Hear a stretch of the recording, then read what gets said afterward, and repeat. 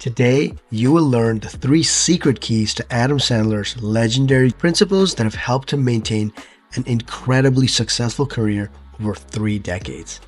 You'll discover not just what makes him so universally loved, but how you can ethically apply these same principles in your life.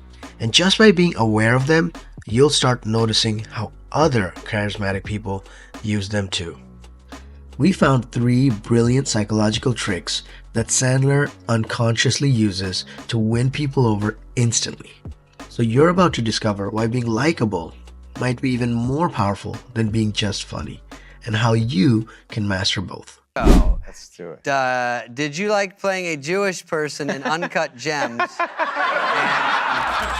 It was, you know, I had an acting coach that got me into, took me to a few temples. I watched the behavior of the Jewish person.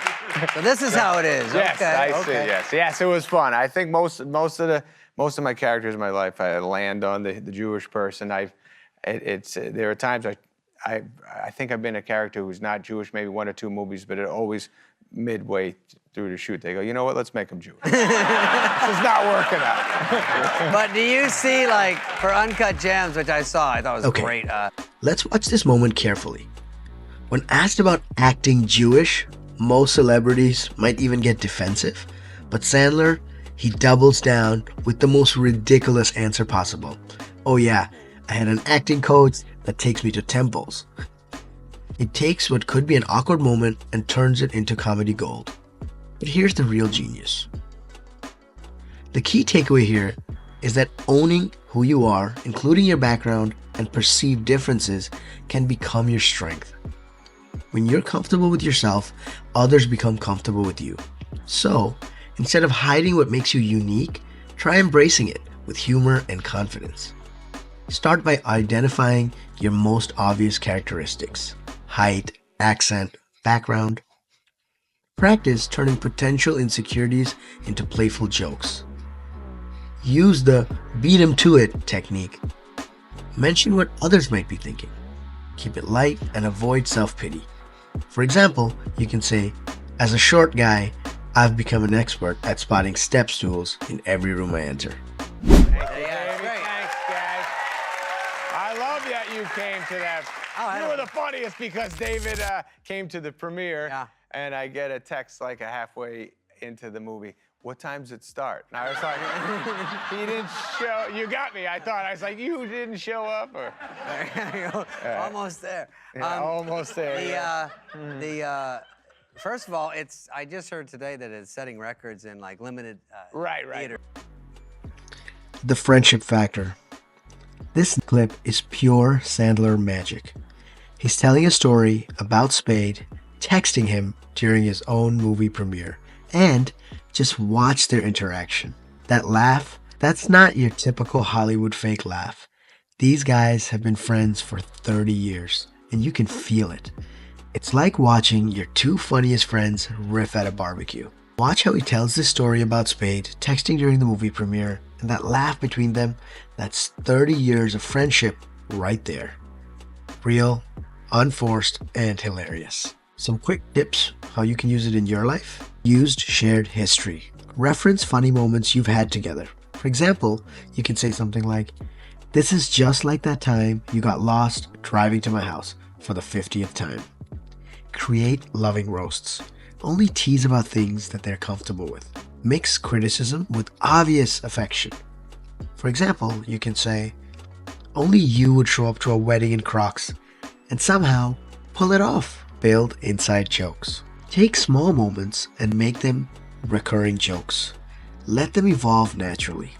For example, never letting them forget when they called quinoa, quinoa.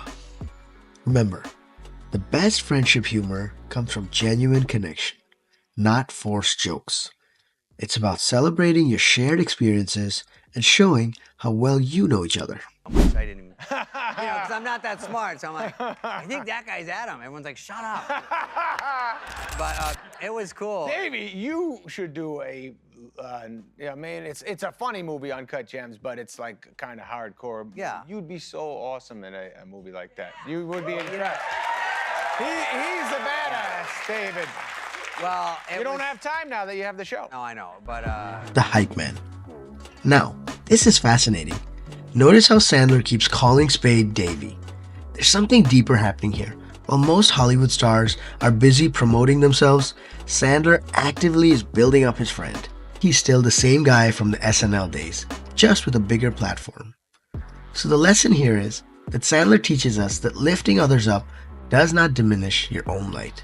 In fact, showing genuine support for friends and people you care about can strengthen both your relationships and your own character. So try being someone who consistently celebrates others' successes. Some tips: use nicknames affectionately, not mockingly. Find humor in compliments. For example, you can say something like, "You're so smart, it's actually annoying." Practice the yes and technique that we learned in the other video to build on others' jokes. Create running jokes about friends' positive traits. For example, you can say something like, "There goes Paolo being annoyingly good at everything again." here's a great one. Adam, did Yes. you work as a sky cap at JFK in 1989? I think you called me a fucking bitch for not tipping you. Oh, man. That wasn't you, was it? Wasn't me, but I certainly have that in me. Yeah. I remember. We both sort of have a short temper, but you know the good thing is it goes up quick, but it goes down. Yeah, we let it go and then it's done.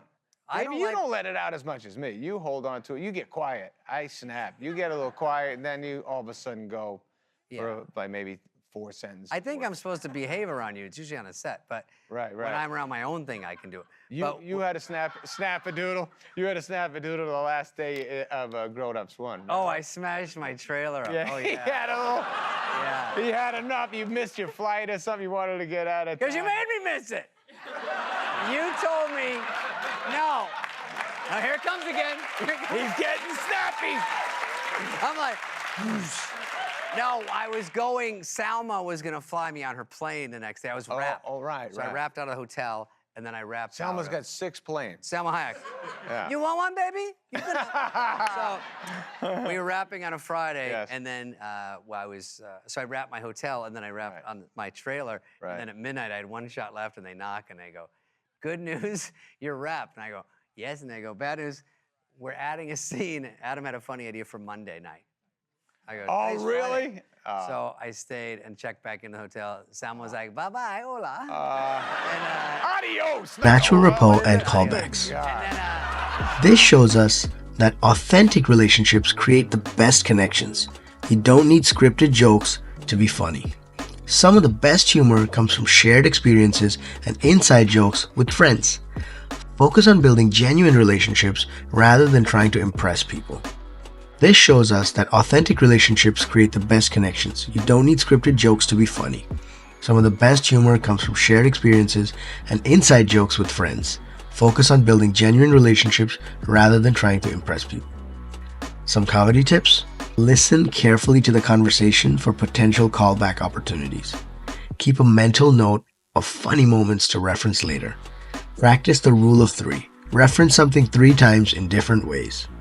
And use inside jokes sparingly. Make sure others can still follow. For example, you can say, if someone mentions being late, reference it playfully throughout the conversation. Here's what Sandler really teaches us about being funny and charming. It's not about memorizing jokes or trying to be the loudest person in the room. It's about being genuinely fun to be around. Share those embarrassing stories about yourself. Like, yeah, one time I was trying to impress a date and walked straight into a glass door. Make fun of yourself before anyone else can. And most importantly, hype up your friends like they're the main characters in your story. Because at the end of the day, the funniest people aren't the ones that are desperately trying to prove they're funny. They're the ones who make others feel good about themselves while not talking about themselves too seriously. So next time you're hanging out with friends, worry less about being the funniest person there and focus more on just being real, being kind, and letting that genuine moment of humor happen naturally.